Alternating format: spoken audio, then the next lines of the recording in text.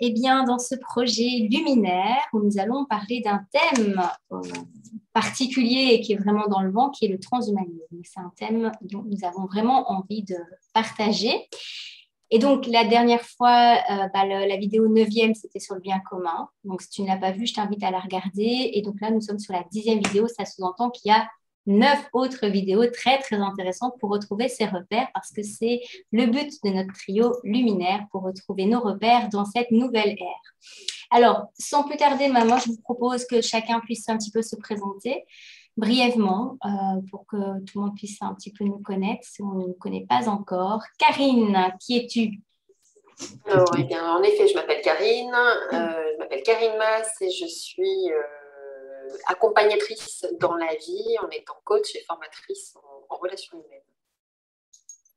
Merci. Gilbert? Eh bien, c'est Gilbert Bonnefoy en ce qui me concerne.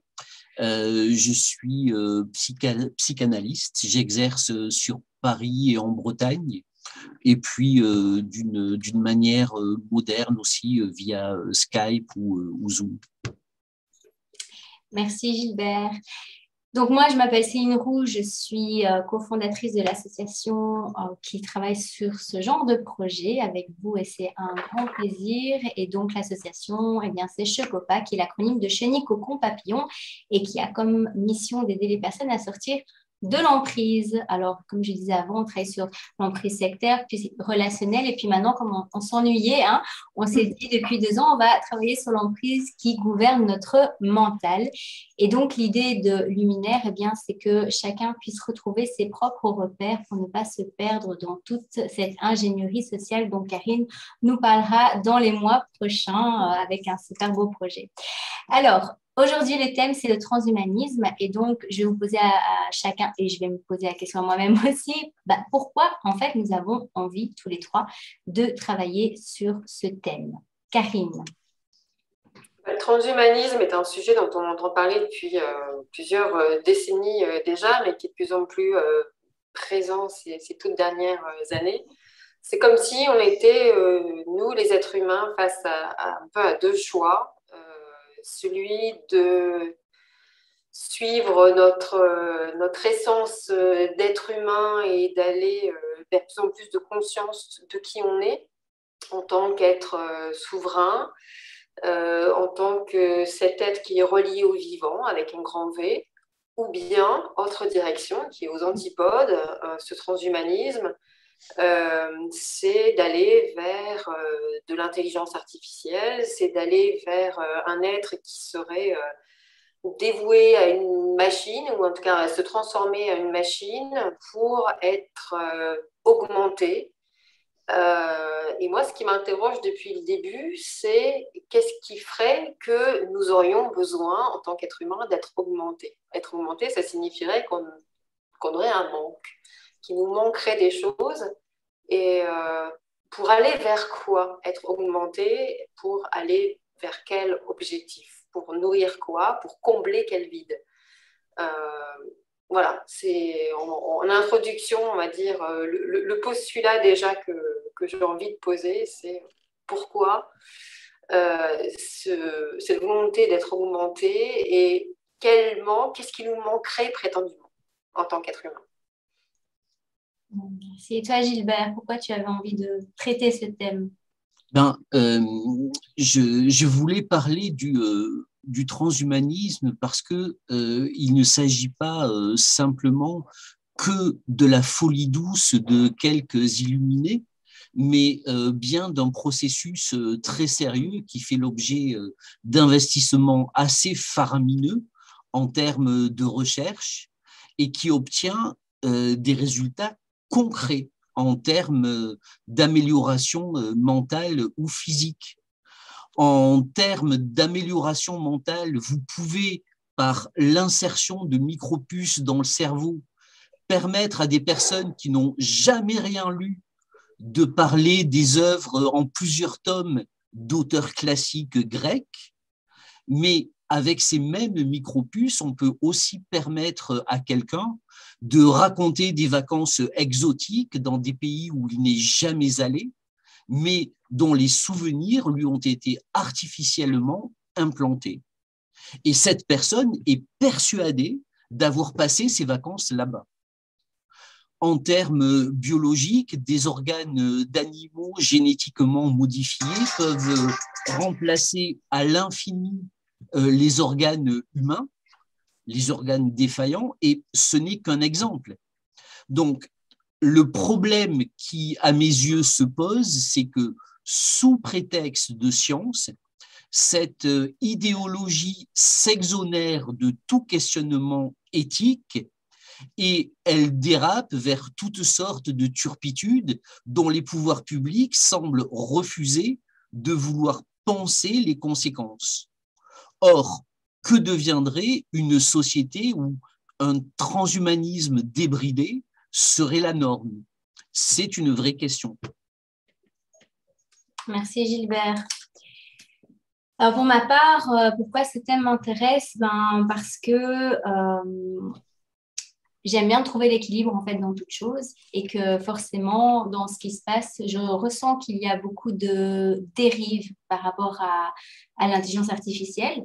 Et souvent, je me dis, il y a quand même des choses positives dans l'intelligence artificielle, dans l'automatisation d'activités, surtout nous, quand on travaille beaucoup derrière les ordinateurs, voilà, il y a des choses où le robot peut être à notre service, mais où j'ai l'impression qu'ici, il y a une inversion des rôles, où c'est plutôt nous qui allons être au service des robots. Alors, ça paraît très loin et on a vraiment l'impression que quand on parle du transhumanisme aux personnes, eh bien, on leur parle de science-fiction. Et donc, je pense que c'est vraiment intéressant que les personnes puissent aller vérifier par elles-mêmes parce qu'il n'y a qu'à écouter Alexandre Laurent. Les personnes ne se cachent absolument pas de leur intention.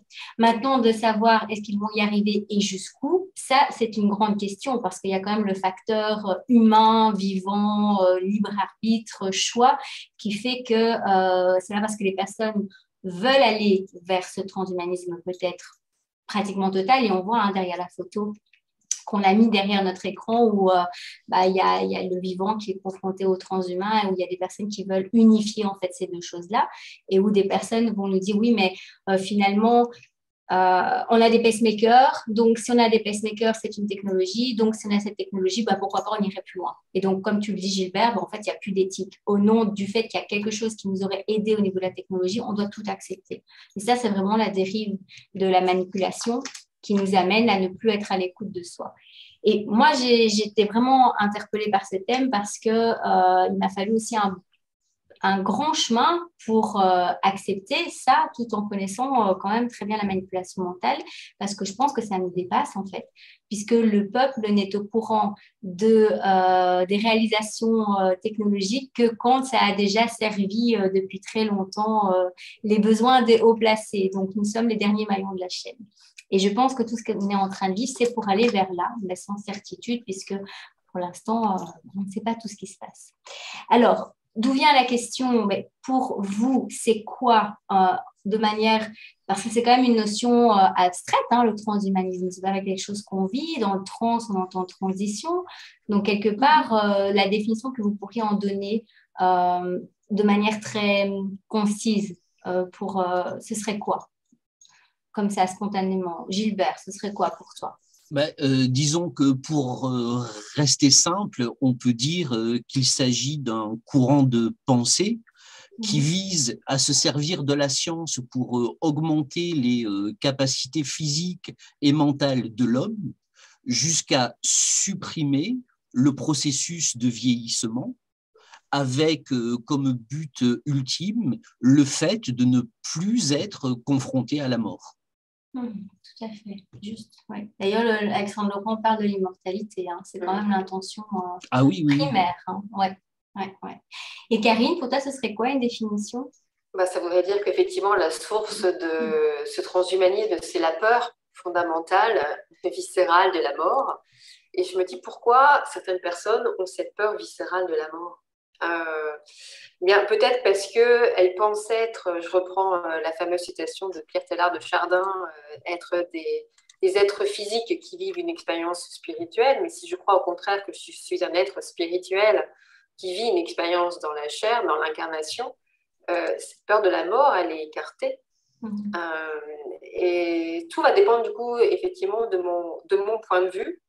Pour moi, ce transhumanisme, ça offre l'idée d'un homme qui serait nouveau, qui serait effectivement augmenté, et qui s'éloignerait de sa nature spirituelle, de son appartenance au vivant.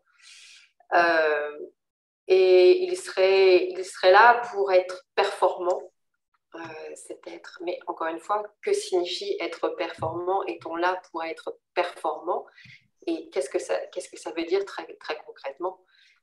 Est-on là pour grandir humainement, spirituellement? Et si c'est le cas, est-ce que c'est possible si on accepte la direction du transhumanisme?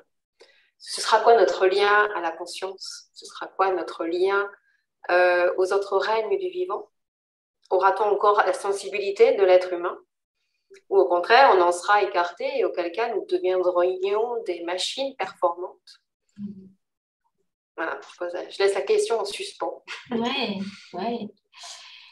Oui, et quand on parle du transhumanisme, moi, ce que je constate dans ce que je vois sur Facebook, Facebook, Meta, c'est déjà là, hein, c'est avec les lunettes où finalement on achète même des maisons virtuelles et ça existe déjà, hein, où il y a des gens qui achètent un jardin, enfin un terrain virtuel. Enfin, c'est vivre dans la virtualité, je ne sais pas si on dit ça, dans le côté virtuel des choses. Et donc, c'est sortir de l'authenticité, sortir de cette fragilité finalement qui fait l'humain. Et donc, pour moi, quand on parle de transhumanisme, j'entends, on sort de l'empathie. Et c'est pour ça que d'ailleurs, il n'y a plus d'éthique dans ce qu'on est en train de vivre dans cette pseudo-crise sanitaire. Alors, une chose aussi, je ne sais pas si c'est juste, en tout cas, c'est ce que moi je ressens depuis longtemps, c'est que je ressens que la notion de transgenre qu'on nous inculque à nos enfants à l'école est une transition pour aller vers le transhumanisme.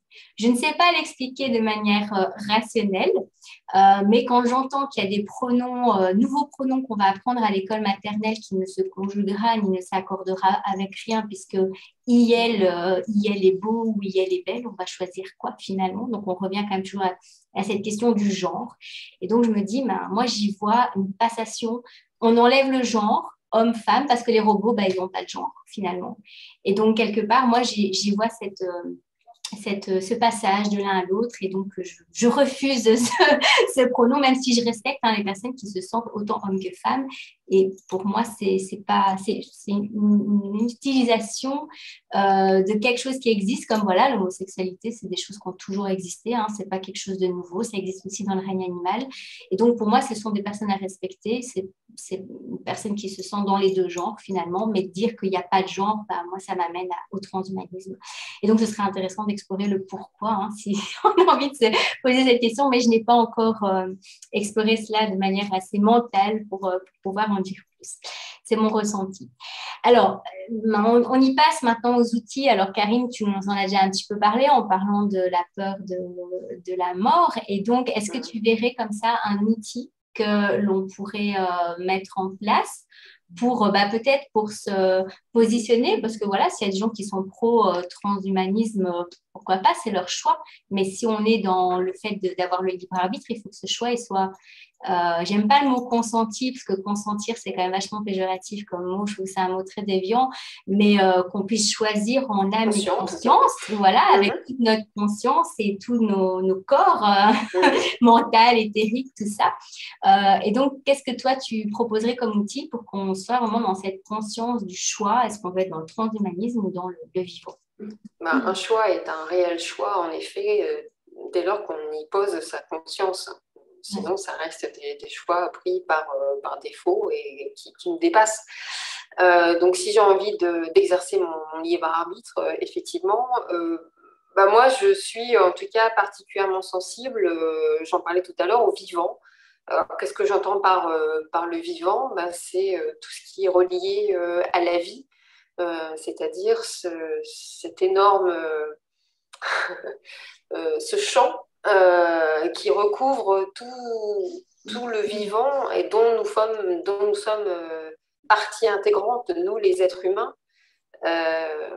J'ai là encore une fois le sentiment que beaucoup de choses ont été faites pour tenter de nous déshumaniser, pour faire en sorte que le robot ou la machine prennent de plus en plus de place. Alors, pas toujours effectivement pour un mal, on l'a dit, elles peuvent être des ressources, des supports, mais d'y voir aussi la bonne limite.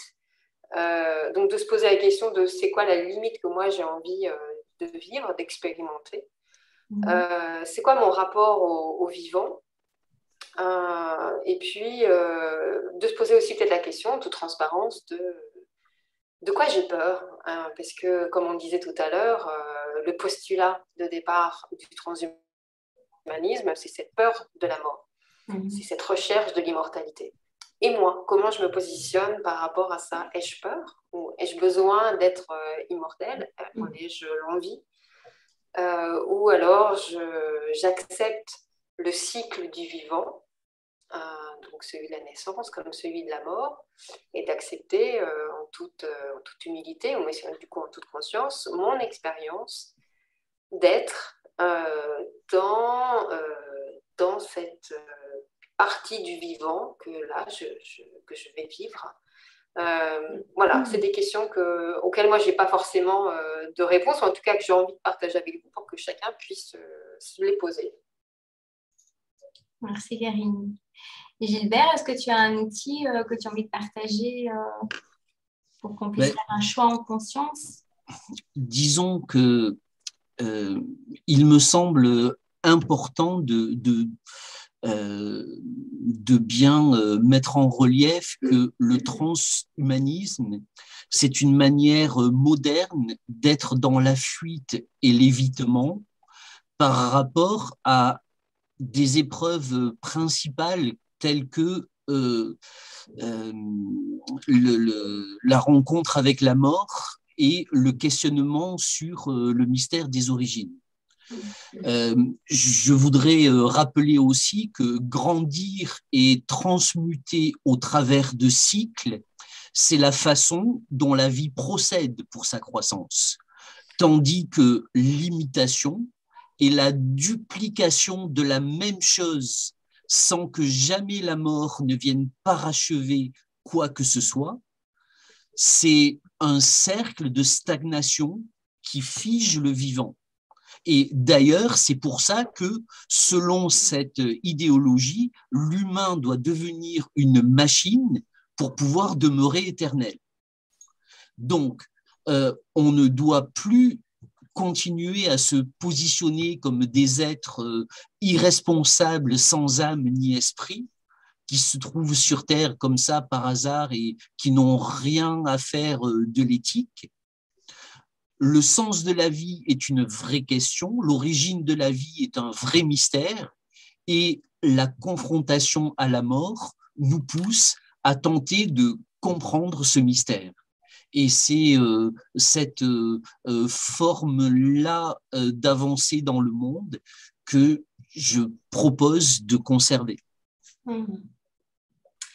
Waouh, c'est très riche hein, avec toi, Karine, et toi, Gilbert. On a parlé du cycle de la vie qui amène à la mort, mais qui finalement, quand on regarde dans la nature, qui ramène à la vie aussi. Donc, c'est un cycle et ça nous fait penser aussi au deuil, aussi à l'acceptation de la souffrance. Et donc, bien, moi, comme outil, je me positionnerai en disant peut-être qu'il y a un travail à faire sur soi pour accepter d'être vivant. Et en fait, accepter d'être vivant, c'est de sortir de la survie pour aller à la vie. Et qui dit vie, dit souffrance. Mais qui dit souffrance, dit aussi transcendance de cette souffrance. C'est un accouchement. Et souvent, on parle de deuil, de personnes qui sont mortes, mais en fait, le deuil, c'est quand même quelque chose de beaucoup plus large parce qu'on peut faire le deuil quand on nous dit non, on peut faire le deuil quand il y a des projets qu'on veut mettre en place et qui ne se réalisent pas. Et donc, il y a cette acceptation du deuil, je pense qu'elle est très grandiose en fait comme outil dans tout ça. Et ce côté d'ancrage, c'est aussi cette reconnexion qu'on peut faire avec le vivant. parce qu'on est beaucoup en ce moment derrière les ordinateurs. Alors, c'est très paradoxal parce qu'on a beaucoup de ions positifs qui, en fait, sont négatifs, puisqu'en fait, nous, on a besoin de ions négatifs. Mais en allant justement vers les cascades, dans la forêt et même dans les grandes villes, hein, il y a tout ça. Hein, il faut aussi voir ce qu'on a. Même si c'est petit par rapport aux grandes forêts, ben, je pense qu'en se reconnectant au vivant, on pourra ressentir ce mouvement de la vie et avoir les armes nécessaires à notre positionnement. Parce que pour pouvoir ne pas être dans le transhumanisme, si c'est notre choix, ben, il faut savoir dire non et il faut savoir s'affirmer. Et c'est tout ce qu'on est en train de vivre en ce moment avec la crise sanitaire. Donc, à petits pas, on peut avancer comme cela. Eh bien, c'était très riche comme d'habitude. Et je trouve que ce format-là, franchement, il est juste génial. Donc, on va continuer comme ça dans ce format-là, spontané, pas de découpage. Hop, on y va. Ce sera presque du live. Hein. La prochaine fois, on fera ça en live si on continue comme ça. Eh bien, on se retrouve la prochaine fois. Gilbert, quel était le thème de la prochaine vidéo? Eh bien, nous avions gardé pour l'instant la défiance légitime. Oui, c'est un thème très profond et donc on ne sait pas encore ce qu'on va dire parce qu'on va réfléchir à cette question et donc ce sera le thème de la prochaine vidéo, donc c'est une grande surprise. En attendant, je te propose de liker cette vidéo parce que tu sais que on parle de robots au niveau algorithme, au plus on like, au plus il y a des vues, de t'abonner à la chaîne et d'appuyer sur la petite notification, la petite clochette de notification si tu veux avoir d'autres vidéos telles que celle-ci. Et puis on te dit à la semaine prochaine. Oui, peut-être, pourquoi pas. Je dis la semaine prochaine. On ne sait pas quand les vidéos vont sortir, mais donc à la prochaine vidéo qui sera la 10e sur la défiance légitime. Voilà, à tout bientôt. Au revoir. Bye bye.